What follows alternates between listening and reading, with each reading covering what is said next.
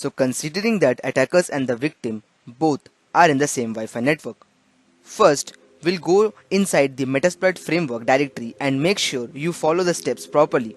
Otherwise, you won't be able to generate the payload. So next, we'll type ./msfvenom. In simple terms, MSFVenom is used to generate the payloads for any operating system. And then -p for payload. Then we need to generate payload for Android. So Android/meterpreter/reverse TCP. So by typing this, we are mentioning that we are generating a payload for Android device. So therefore we need a meterpreter session of an Android device and we will do the exploitation in the reverse TCP. I'll come once again. In simple terms, MSFVenom is used to generate payloads for any operating system, and then -p for payload. Then we need to generate a payload for Android. So Android/meterpreter/reverse TCP.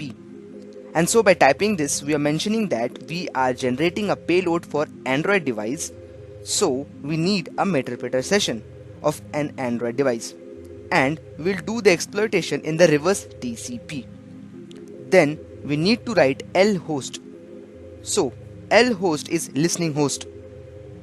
So now open up a new session in Termux, make sure you're connected to a Wi-Fi and type ifconfig. Make sure you copy the WLAN, that is wireless LAN IP, and paste it as demonstrated in the video lecture. One important point to remember, IP address are different for different devices.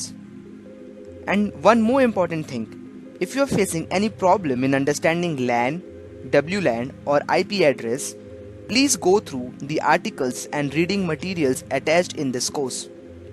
And also very soon I'll be coming up with complete networking course for beginners, which will be very useful for all of us to understand the use of computer networks.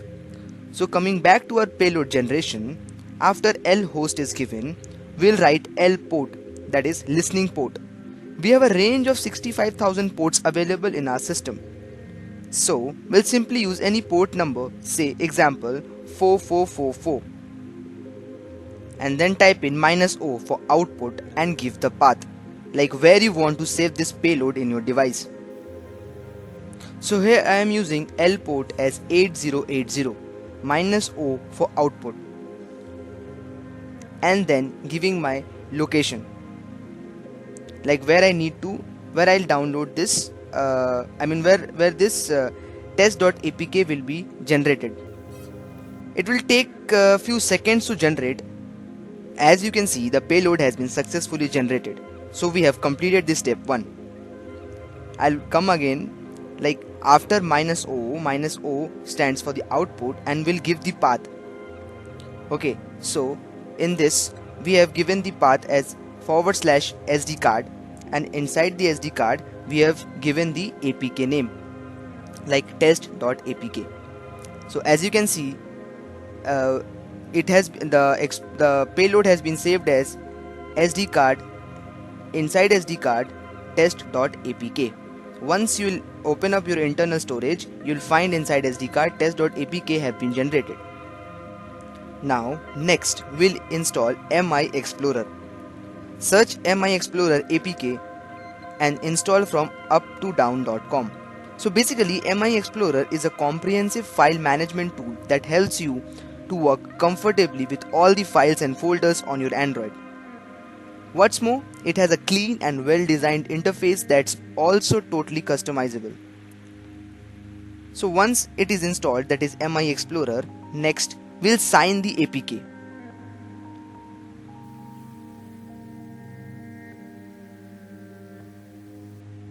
So we'll download the latest version. I've already downloaded, so it's there in my device. Once MI Explorer is installed, next we'll sign the APK. Application signing ensures that one application cannot access any other application except through well-defined IPC. So when an application, that is APK file, is installed onto an Android device, the package manager verifies that the APK has been properly signed with the certificate included in that APK. So as you can see, I have opened MI Explorer, and inside internal storage I can see test.apk. So the test.apk is there inside my internal storage. In the right hand side you can see there is the option sign. Add to the task, sign, and then auto. As you can see, test sign.apk has been created. Now next, with the help of social engineering, we'll send it to our victim with the help of Bluetooth, share it, or whatever platform you want. With the help of social engineering, we'll send it to our victim. Now as you can see, I am sending the file to my victim with the help of Bluetooth. So sending file to Redmi. As you can see, this is my victim's device. The file this is the incoming Bluetooth file. We need to accept it, test sign.apk. So the file is inside my victim's device. Now he or she just need to install this APK. As you can see, the APK has been successfully delivered, sent to my victim device. So now we'll come back to, as an attacker, I'll come back to my attacking device. The device from which I'm attacking. So I'll go to my Termux and start MSFVenom. I beg your pardon, I'll start the msfconsole. So type msfconsole. Also make sure your device is still connected to the Wi-Fi, or else it will cause an error. Starting the Metasploit Framework console. Yeah. Now type use exploit multi-handler. Make sure you type it correctly as shown.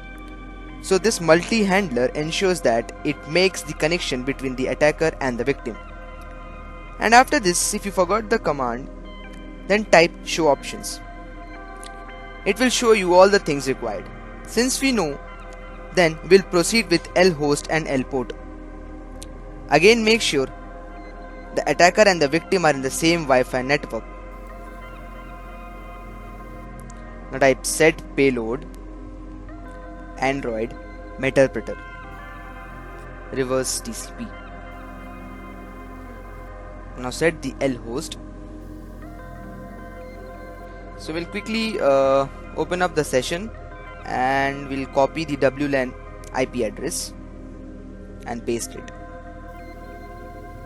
Okay, and now we'll set the port. Remember the port which we have used? Yes, we'll set L port 8080 and then we'll hit exploit and hit enter. Type exploit and hit enter. And now we'll wait for the victim. As soon as the app gets installed, and once the victim will definitely try to open it, but it won't be opened. That's the time when your session will be created. So let's just wait for our victim to install the app, and we'll just wait for the victim to once click that app once it's installed. As soon as he or she click that app, we'll get the session. As you can see, now we are inside our victim's device and we'll quickly install test sign.apk.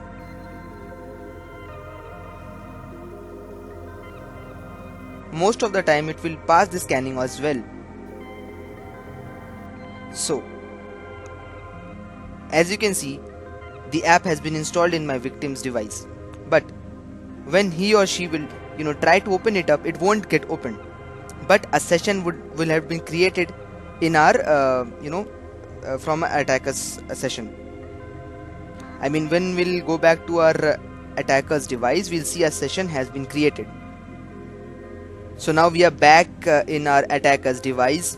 So as soon as we have written the command exploit and hit enter, a reverse TCP handler has been started with the IP address and the port number which we have provided. Now as soon as our victim will try to open the app, a session will be created. So I'll come once again. As soon as the attacker type the exploit command and hit enter, a reverse TCP handler will get started on the IP address and the port number which we have provided. So as soon as the victim tries to open that app, a session will be generated. As you can see, the session is getting created. Once the session is created, you will see the Metasploit. Yes. So now we can type the help command, and with the help of help command we'll see all the various commands available for an attacker to get inside, to see what to get the information from the victim's device. We have background session, we have bg kill, that is background kill, background list, background run. There are so many commands. With the help of type help command, and you will see a list of commands that are available for an attacker to exploit his or her victim. There is mkdir, mv, pw, whatever the commands we have learned in our course, everything can be executed in our victim's device. Yes, we can dump the SMS. This means that whatever SMS are there inside our victim. Oh, you can see the session has died because our victim has somehow rebooting his or her system, his or her device, or uninstalled this app, or simply locked the device. That's why the session has been died. We'll learn how to make it persistent in our coming video, so that whenever our victim is rebooting his or her system, or closing the session, or closing or locking his or her device, we'll still have the the session up and running. So currently the session has been died because our victim has locked the device. So yeah, I was talking about dumping the SMS. The dump SMS command, which you can see in the screen, is used to get all the SMS available inside our victims. Will dump all the SMS into our attacker's device, and we'll get everything. So as you can see, once the session is showing died, so we cannot run the commands. We again need to go through all the procedure. We'll go once again. As you can see, we are once again inside the Metasploit session, and as soon as we'll type app list, this is the command which will give all the list of all the apps available downloaded in our victim's device. So we can see the various apps installed in our victim's device. We can again use the help command, and from there we'll see the list of commands. Yeah, dump SMS, which I was talking about. There is also geolocation. Let's try this. So if you type the geolocation, you'll get the geolocation. So this is the geolocation of our victim's device. This is a very cool technique. You can use it in forensics as well to understand where is your victim. If you are making if you are trying to catch up a thief or a big criminal, you can send this as a payload, and once he or she downloads it, you can directly get her longitude and latitude, and you can catch him or her easily. So yeah, I was talking about dump SMS. So type dump underscore SMS. You can see 15 and SMS has been fetched, and it has been saved as .txt file. So you can use a new session cd to our once to you can come out. Yes, you can copy this file name. You can go to a new session, and just simply you can do cat and hit enter. You will see the various SMSs available inside our victim's device. So yeah, you can try various other commands